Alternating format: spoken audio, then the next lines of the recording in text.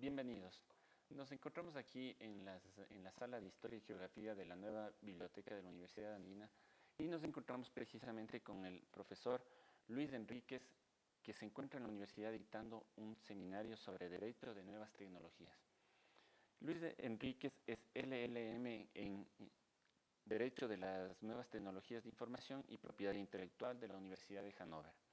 Es máster en Derecho Internacional Económico por la Universidad Andina Simón Bolívar y adicionalmente tiene certificados de analista de seguridad, de hacker ético e informática forense. Bienvenido, profesor Enríquez. Profesor Enríquez, ¿cuál es el papel del derecho frente a las nuevas tecnologías de información? Bueno, las nuevas tecnologías han transformado la vida de todos los ciudadanos del mundo. Entonces el derecho está en la obligación de seguir regulando las relaciones entre los individuos que pertenecen a una sociedad. Entonces es una obligación del derecho estar a la par de la tecnología y de los avances tecnológicos.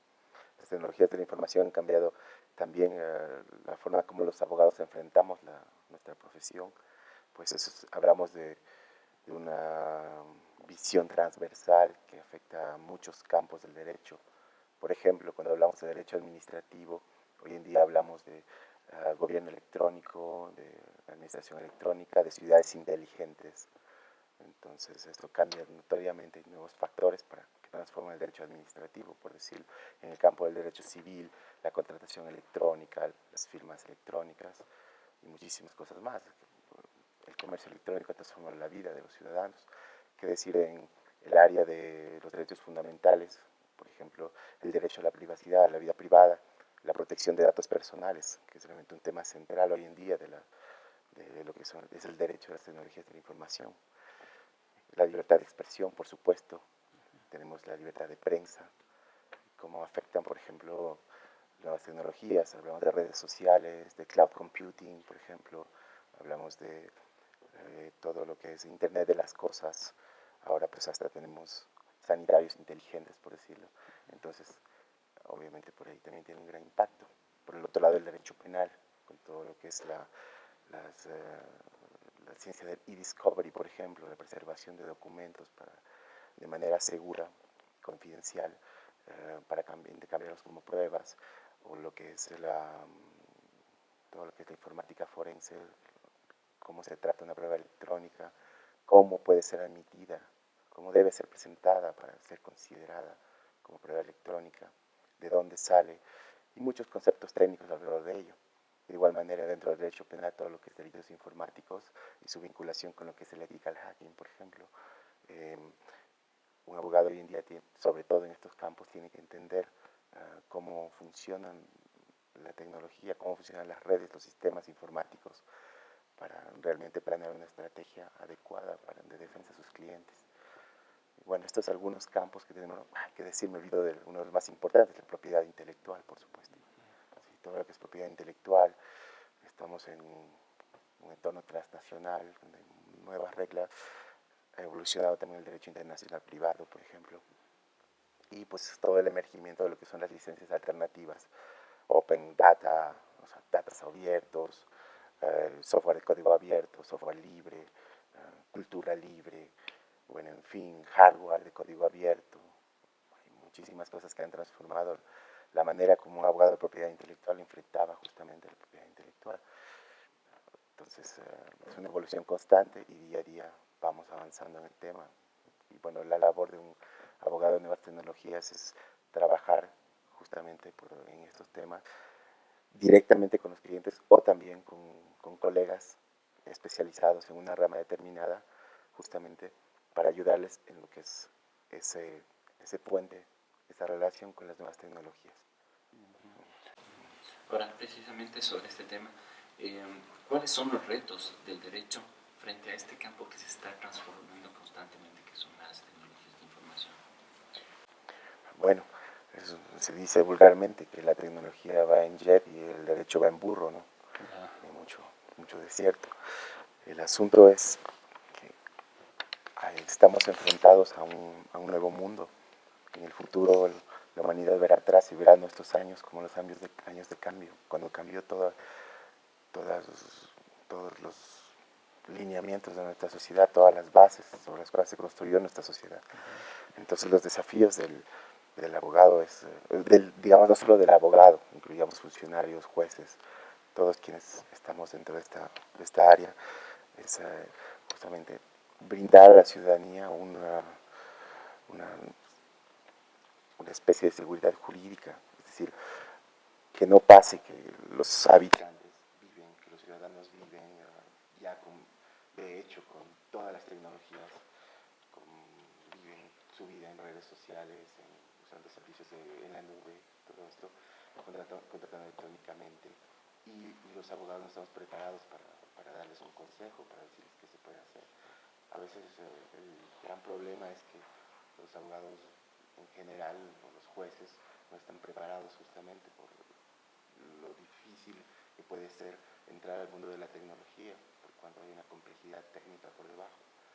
Entonces yo creo que el desafío es que todos, sin importar la rama del derecho a que se dediquen,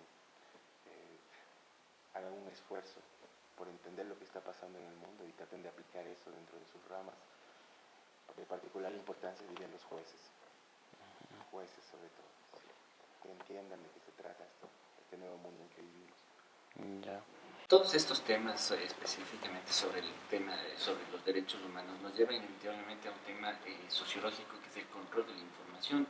Y ¿qué plantea el derecho? ¿Cómo evita el derecho? ¿Qué se ha cuestionado el derecho? Para evitar ir hacia lo que se conoce como el mundo orwelliano, ¿no? Del control, de que todos estamos sometidos a un sistema de control en este mundo de las nuevas tecnologías. Sí, bueno, si hablamos de derechos humanos fundamentales, hablamos de los que dice cada constitución, pues están en todo. Definitivamente de ahí parte todo el derecho, de ahí debería partir, ese es el ideal, en un mundo ideal así debería ser siempre. Entonces podemos analizar cómo también la aplicación de estos derechos afectan a todo lo que son las relaciones en el ciberespacio o en cualquier otro tema relacionado, por ejemplo la biotecnología. Tenemos muchos, por ejemplo, porque tú me dijiste el derecho a la vida privada, por ejemplo, es un tema central ahora. ¿Qué pasa con nuestros datos personales? ¿Qué pasa con nuestros datos médicos? ¿Sí? ¿Qué sucede con la vigilancia masiva? ¿Cómo nosotros podemos realmente ejercer una garantía, tener el derecho a ejercer una garantía sobre estos derechos? Por ejemplo, en el Ecuador nos falta una ley de protección de datos personales. Han habido varios intentos fallidos, pero hay consecuencias muy importantes de tomar en cuenta. Por ejemplo, el Ecuador no puede procesar datos personales de ciudadanos europeos, por ejemplo. Entonces, ¿eso qué quiere decir? Que aquí no puede surgir un Twitter ecuatoriano o una LinkedIn ecuatoriana. ¿Por qué? Porque no podemos procesar datos personales de ciudadanos de otros países que sí tienen una protección fuerte en este campo, por decir. Otros campos, como me dijiste, el derecho a la libertad de expresión, es súper importante. A veces vemos contradicciones donde la legislación contradice los derechos fundamentales escritos en la Constitución y sin citar casos particulares, creo que es evidente, lo estamos viviendo. Entonces, ¿cómo realmente poder garantizar este derecho? Primero entendiendo en qué consiste. El derecho a la libertad de expresión también incluye el derecho a recibir información diversa. Entonces, al rato que ya tenemos un aparato que filtra los contenidos, que nos dice qué es bueno y qué es malo, se está violando la libertad de expresión de los ciudadanos, es súper importante. Entonces, eso más vinculándonos a los comunicadores sociales, a la gente que trabaja en el periodismo. No sé qué otro derecho me mencionaste. Sobre el acceso a información, el honor. Bueno, continuando, el derecho de acceso a la información, por supuesto, tenemos otras formas. Hemos visto casos, por ejemplo, como nosotros podemos acceder a los datos que guardan las redes sociales, a partir, por ejemplo, del caso de Maximilian Schrems y Facebook en Europa, por ejemplo, y hay un precedente. Antes, por ejemplo, por decirlo, antes las redes sociales no permitían a los ciudadanos ejercer un derecho transnacional de habeas data, digámoslo así, es decir, reclamar toda su información. Ahora sí. Entonces, ¿eso fue por qué? Porque hubo un proceso jurídico y hubo un precedente. Entonces, alguien hace algo los abogados reaccionamos, los legisladores lo toman en cuenta y al final se benefician los ciudadanos. En otros campos también podemos ver eso. Por ejemplo, el derecho al olvido es un tema importante, ya que mencionaste el derecho al honor y el buen nombre. Fíjate tú la diferencia que antes teníamos en la prensa escrita, salía una publicación, digamos, verdadera o falsa, pero que podía afectar a una persona, el honor de una persona. Entonces, ¿qué sucedía? El periódico servía luego para madurar aguacates después de 2 días. En cambio, hoy en día esa información queda y queda para siempre. Entonces, por eso surgió toda esa teorización del derecho al olvido, con casos prácticos. Entonces, ya hay una sentencia. Y curiosamente, ciertas regiones del mundo influyen en otras regiones del mundo. En el caso de la vida privada, de los datos personales, Europa está influyendo a América Latina, Latinoamérica de gran manera. Es decir, que Argentina, por ejemplo, ya adoptó un derecho al olvido. Que eso no quita los paradigmas que surgen de ahí, porque también eso se puede prestar para el abuso de borrar contenidos. Mira tú los derechos de autor. Los sitios web simplemente dicen, bueno, yo no quiero problemas, no quiero complicarme. Entonces, cuando cualquier persona, sin siquiera probar incluso su identidad, dice, aquí hay una violación de derechos de autor, lo que hacen sitios como YouTube de Google, lo que hacen es simplemente hacer un takedown y botan el contenido. Y después la persona que subió los contenidos tiene que probar que en verdad sí eran ilícitos. Entonces eso se ha prestado también para el abuso sobre todo de corporaciones o de funcionarios públicos, gobiernos, digamos. Entonces mira tú todo el antes y el después. Me gustaba en este curso, yo les hablaba de qué era el antes, qué era el después. Vemos el antes, qué era la familia antes, hijos, perro en la casa, qué es la familia ahora, las redes sociales de ellos, protegemos, ¿me entiendes? O sea, todo cambió totalmente. Estamos en un mundo transnacional, en un sistema transnacional que exige soluciones que salgan de los límites de nuestras legislaciones. Y esa es la gran cadena, el gran candado que tenemos en el mundo jurídico, que todavía seguimos con legislaciones nacionales. Hay que buscar procesos, convenios internacionales, procesos de integración comunitarios, por ejemplo. Esto es la mejor manera de tomar medidas adecuadas en estos temas. Ya, ahora pasándonos a otro tema, ¿cómo ves los derechos de autor precisamente en esta era del Internet? Bueno, este es un caso un poco complicado porque venimos de la... Bueno, este es un caso un poco complicado porque venimos de la Convención de Berna de 1886. La protección inicial era para obras literarias y artísticas. Obviamente en ese tiempo no había internet, en ese tiempo no había, incluso hablando de la ciencia, pues había muchísimo menos lo que tenemos hoy. Entonces después se revisó eso en 1971, pero después el tratado de la OMPI, que agregó software y bases de datos, pero con la misma protección de obras literarias, es decir, se mete todo en un costal, en el mismo costal, y eso también ha presentado grandes problemas el día de hoy en nuestra sociedad de la información. Entonces yo creo que hay que cuestionarse. Por ejemplo, pensemos en el tiempo de protección de una obra. Bernat establece la vida del autor más 50 años, como mínimo. El Ecuador, por ejemplo, establece la vida del autor más 70 años. Tú puedes decir eso en una canción, en una película, o en una fotografía. Puede ser, porque de esa forma es un bien de consumo para el usuario final y los herederos pueden seguir pues, lucrando de eso. Pero pensemos qué mal está toda esta visión hoy en día, solo comparando el mismo ejemplo al software. ¿Sí? Un software después de la vida del autor y más 70 años, ¿te parece que seguirá vigente? ¿Servirá para algo? O sea, no tiene ningún sentido. Un software después de 5 años, 10 años máximo ya no te sirve, tienes que sacar una nueva versión porque ni siquiera se va a adaptar a los nuevos sistemas operativos que hay en el mercado. Entonces, para darte un ejemplo, en verdad, hay que realmente reformar muchísimas cosas en el esquema mundial. Es muy difícil tratar de encajar un nuevo mundo, encajar la cuarta dimensión en la tercera dimensión. Y hacemos nuestro esfuerzo, los abogados lo intentamos. Sería interesante, obviamente, sobre todo en el Ecuador, elevar esto a nivel legislativo. Realmente hay ahorita algunas intenciones, se está comenzando a discutir. Ojalá, pues espero que los próximos años se tomen ciertas medidas. Pero como te digo, es muy complicado, porque por ejemplo un país tiene que cumplir con los tratados internacionales. Entonces tú no puedes desconocer la Convención de Berna. Es difícil. Otro gran problema de la propiedad intelectual, sobre todo el lado de derechos de autor, que es el más afectado en realidad, más que patentes estamos entrando en eso, pero sobre todo derechos de autor por los contenidos intangibles y materiales. Otro gran problema es que a veces pagan justos por pecadores, o pagan pecadores por justos, como yo le digo.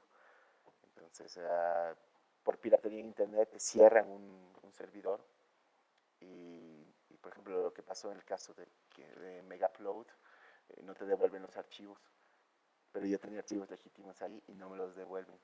Por ejemplo, se violan los derechos de los ciudadanos por perseguir a la compañía, por ejemplo. Otra de las redes peer-to-peer, igual, es el mismo asunto. El problema es que cuesta mucho uh, perseguir a una persona, hacer un caso particular uno por uno. Es muy difícil, las tecnologías oblicuas no permiten eso. Entonces lo que hacen es soluciones del todo o el nada. Entonces pagan justos por pecadores y pecadores por justos. Ese es el gran problema. Veamos qué sucede en el futuro, pero realmente yo creo que debe haber un balance y además se deben tomar ciertos derechos como la libertad a la educación, por ejemplo, y ver la estrategia más conveniente para un país también. Okay. Porque también es diferente, los países tienen diferentes situaciones. Entonces, por lo general, muchos países ya tienen esa experticia legal para definir lo que más les conviene a ellos. Un ejemplo, Estados Unidos de América. Entonces, ellos siempre deciden lo que más les conviene a ellos. Creo que el Ecuador también debería decir lo que más le conviene al Ecuador.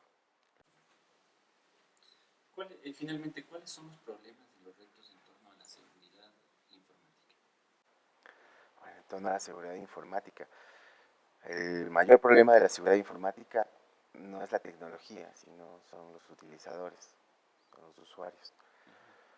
Y en esto no digo solo los usuarios finales, sino en verdad todos los mismos administradores de sistemas, los webmasters. Es complicado.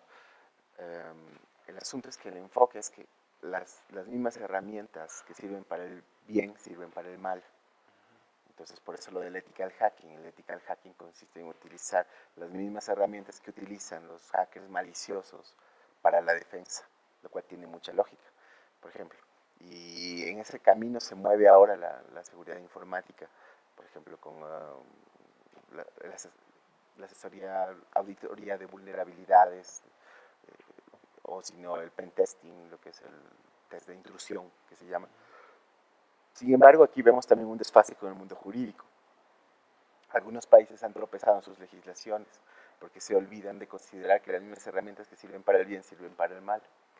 Entonces han cometido ciertas, yo diría, ineptitudes legales, como penalizar a quienes tengan programas de seguridad informática, quienes utilicen o adquieran programas de seguridad informática, porque eso simplemente es como hablar de un cuchillo, sirve para cortar la naranja y sirve para salir a saltar, exactamente igual.